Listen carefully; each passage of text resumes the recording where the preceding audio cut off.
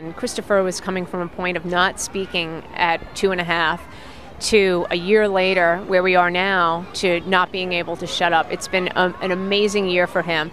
And I really did take Karen's book. I read it. I focused on the exercises. I would say probably the most important things for me getting him from not speaking to speaking all the time and asking questions was just active reading. We spent an enormous amount of time reading, and it wasn't just reading the words on the page. It was engaging him, asking questions, and really expanding on that, which it took his vocabulary from nothing to something that I think is remarkable in 1 year. And the other thing is just engaging in everyday life that she talks about, which is how do you teach your kids to expand their vocabulary? It's going out and talking. We spent a lot of time in the grocery store. He was very active with me in learning the foods, the colors of the foods, the shapes of the foods, how many apples I need, how many pieces of corn do I need, things like that. It's been a remarkable year for him. The teachers are absolutely amazed at how far he's gotten. I am very proud. And now, where I was worried, do I have a child who might be have learning disabilities, to a point where, okay, great, not only am I on track, when looking at Karen's assessment of where he is, not only am I on track, but to get him into kindergarten, I've got a year, I can do that and get him to a level that I feel comfortable. Because one of the things I found very important is that the kindergarten in public school, you go in, they expect you to know nothing, but they expect you to be able to move from knowing nothing to be able to reading by the end of the school year. So it is very fast paced, and my recommendation to any mom is that your kid should be well prepared, more advanced going into kindergarten, because the pace is so fast. This book will definitely help you get there. My name is Julie, and I'm an adoptive mom of an older adopted child. Her name is Nicole, and right now she's about 5 years old, and we've been together for about a year and a half.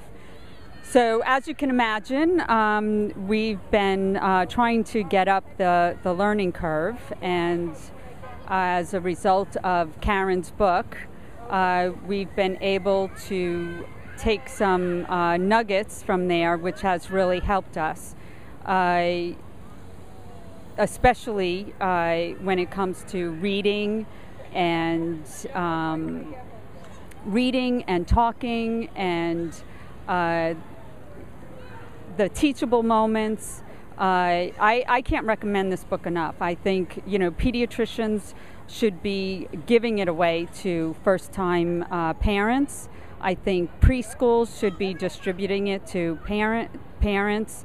Even regular schools, for that matter, should be giving this away to parents. And I don't think your child is really ever too old to benefit from this.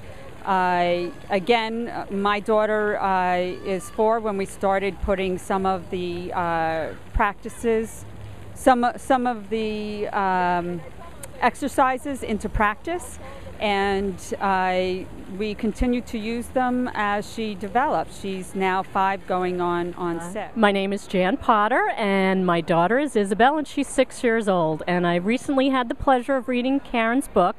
And what I learned from the book that I didn't know before was exactly what was on these kindergarten tests. I personally had no idea or no expectation that this was going on in the schools.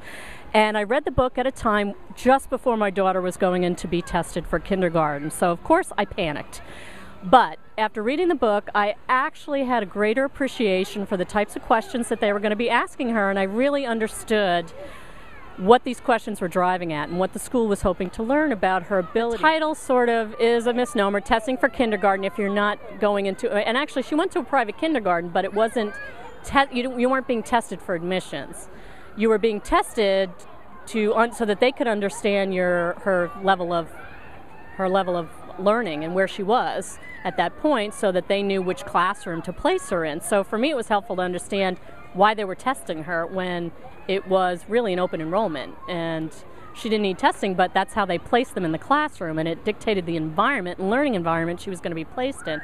So maybe the title is a little limiting in terms of just testing for kindergarten, but what I've been telling a lot of my friends is that it's really learning for life, and it makes you as a parent better able to engage with your child Because you always have those questions, like if I'm reading to her, should I be pointing out the words, or just are you doing a good job in helping your child learn, and how can you better do that? And so Karen's kind of taken all the thinking out of that, or the questioning out. Testing for a kindergarten is such a great compendium of information, because as a mom, we're all busy.